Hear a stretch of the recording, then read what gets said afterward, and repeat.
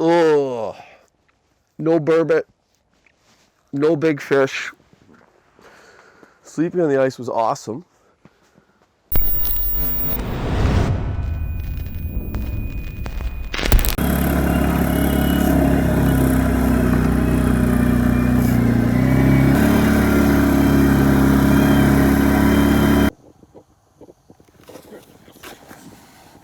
Leg up. Get it. Okay, here we go. We're setting up for a winter camping trip with my buddy Derek. It's our first walleye of the trip. Let's see that guy. Check it out. Got there. Little Crappie Pro. Glow in the dark with a minnow on the tip up. Nice work, man. So a little winter camping trip. I'm going to show you guys our base camp. We're not catching huge fish.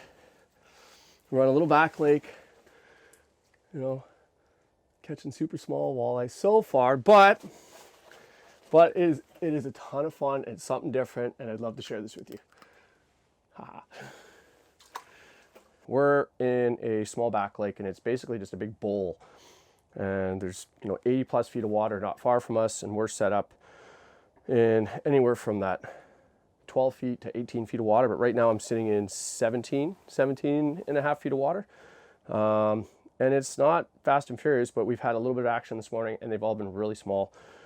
But it's still a ton of fun. The whole point of this is it's not so much trophy fishing. This is the experience. It's the winter camping. It's a ton of fun. It gives you an opportunity to fish that prime time light in the evening. A little bit of night fishing if you want. There's burbot here also, and there's a chance at walleye, after dark. And then sleeping on the ice is really cool if you're prepared and if it's safe. And also check your regs to make sure it's allowed where you are. And I'm going to show you this camp that we have set up because it is pretty slick.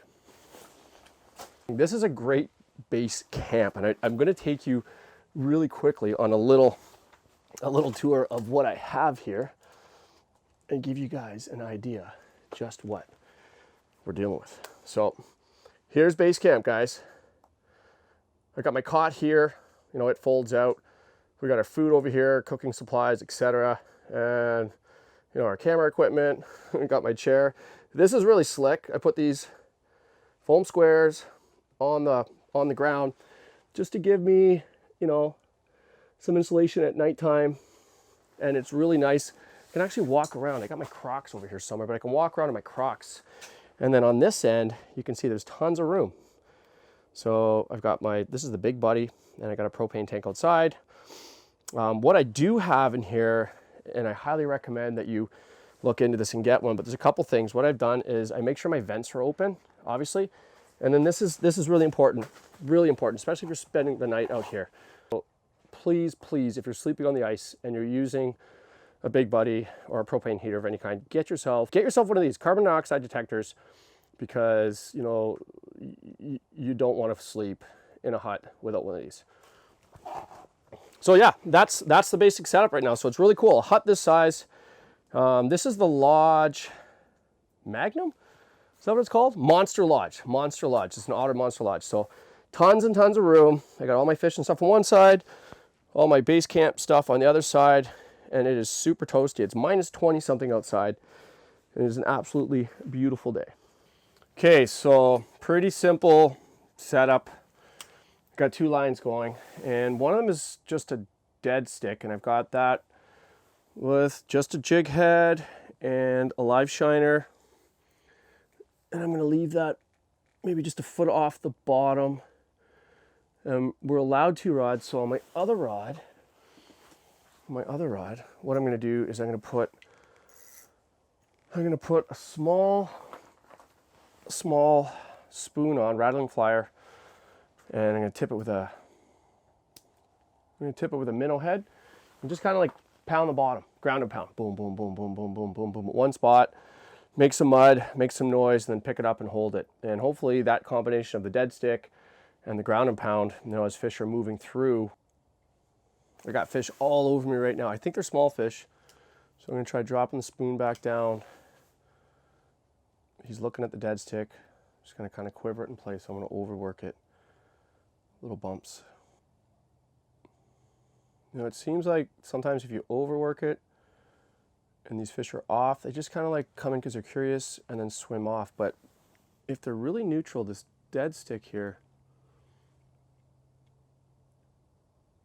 a lot of times they'll come in and just kind of grab it. It gives you a chance if they're neutral. So it's pretty cool to experiment with both. So you've got like an aggressive, you know, call them in, traditional jigging style, but then something that's just super subtle and natural that they'll come over if they don't want the, you know, action of the spoon or the noise of the spoon. They'll come over sometimes and just kind of eat that minnow.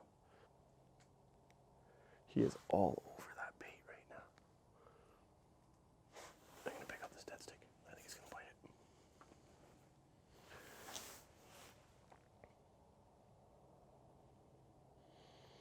Let's just try something really quick.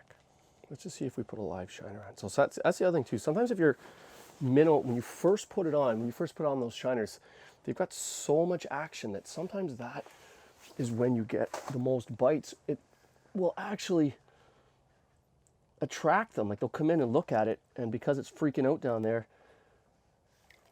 oh, I should have brought a minnow net.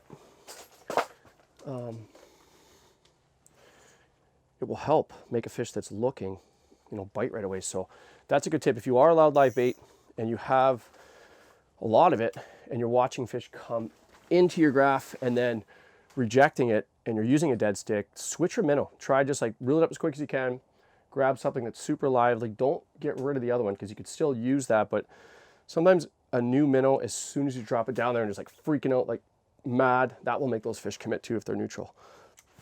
Let's see. We're gonna pick it up a little higher, and that minnow is just losing it down there. You can actually see that rod is quivering. That minnow's pulling pretty good, so let's make sure that, oh, here he comes. He's coming in on the dead stick. He's coming in on the dead stick right now. Let me grab that. So we're talking about, we just put, there he is. I got him. I got him. So that's what we're talking about. This might be a bigger fish. That's what we're talking about, that you switched it up, go to, you go to a lively minnow if they're neutral like that, and that little change, oh yeah, burbot! Burbot, what is it? Decent pike. Oh, it's decent pike. Ah, it's a crappie. Oh, but that is awesome! Awesome! Check it out! That's cool. Was not expecting that. Right there, look at that, super lucky. Look at the little jig right in the corner of his biscuit right there. That's awesome. So we are planning on keeping a few fish to eat. Hey Derek, should we keep a small pike? All right, here we go. First pike of the trip, and one of the best things about camping is having a fish fry. So this guy, we're gonna keep him.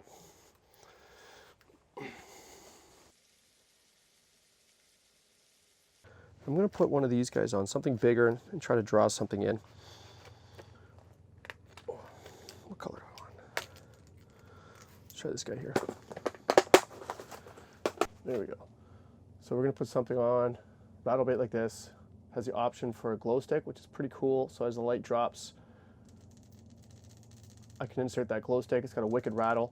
Sometimes these bigger baits like this, working them really aggressive, hitting the bottom, making contact, making lots of noise, you may draw in a bigger fish that's cruising by. So I'm gonna try fishing a little bit more aggressive for a bit in hopes of attracting a bigger bite. So I switched to that rattle bait in hopes of a bigger, more aggressive fish. It did call a fish in, so that's cool. That might just be what we're dealing with here. We've got like a bunch of little guys here, but that's okay. Still pretty cool.